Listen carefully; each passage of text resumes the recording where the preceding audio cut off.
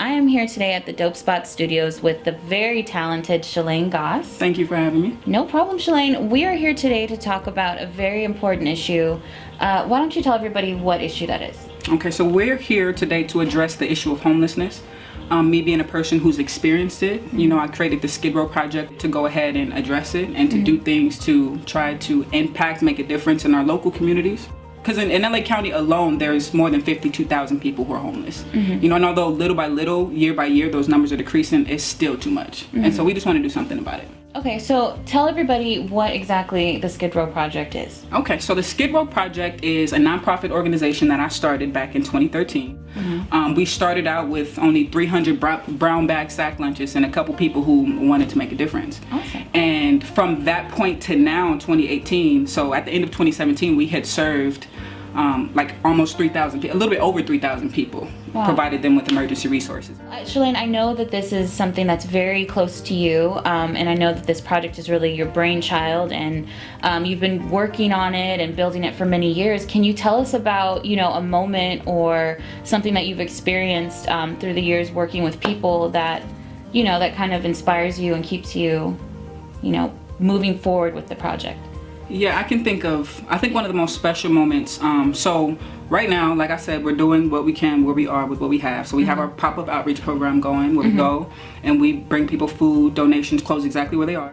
There was this sequence of events where we had a couple events in a row and we started to see this one family. This one family would show up, a couple kids, a mom, it looked like maybe an aunt and a husband, and they would come, and it was crazy because we would do like 2 or 3 months a gap because we didn't have much money, so we would go like with time in between, and we would see them every time. So like after the second time or whatever, we started making lunches specifically for them. So like a couple that could hold them over. I started asking people to donate toys. It wasn't even Christmas time, but I started asking people to donate toys for the kids and like kids clothes and stuff like that, because when we would go out there, like we would actually be talking to them and playing with the kids and connecting with them. Yeah. But I think that was special because even the team was excited about going back to play with the kids and giving them the toys and buying stuff for them to have as well. Right. And so I think that was really special. I remember one time, one of the last times that I actually saw the family, we had built a bag of lunches because we had individual, but we had built a bag of lunches for them, and I was going to give it to the mom.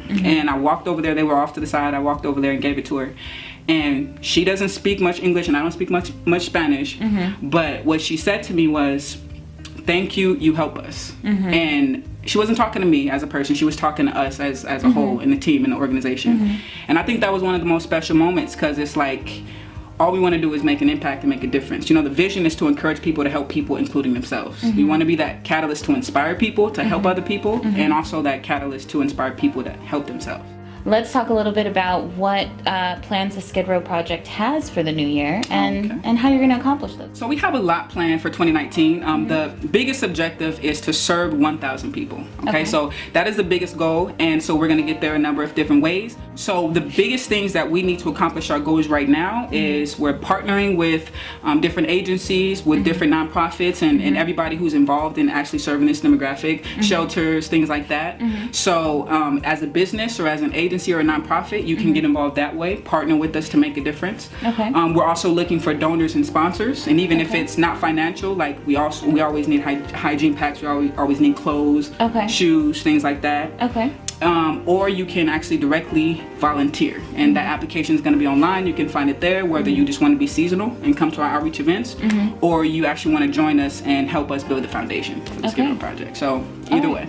So however you want to get involved, there's a position for you. There's a position for you if you want to make a difference. Perfect. Please let everybody know how exactly they can get in touch with you, what exactly the website is, and what they need to do. Alrighty, so you can find us at theskidrowproject.org. We're also on Facebook at The Skid Row Project and Instagram at The Skid Row Project. So you can find us and connect with us in any one of those ways. Okay, awesome. Well, thank you so much, Shalane, for coming out and talking to us. This is an awesome project. This is an amazing thing that you're doing, trying to help people. I'm always down for that. That's definitely something that the Dope Spot wants to promote in any way possible, so we appreciate you. Thank you so much, and thank you for having me, and thank you for actually being involved too, for sponsoring the organization and everything. I really appreciate it. No problem.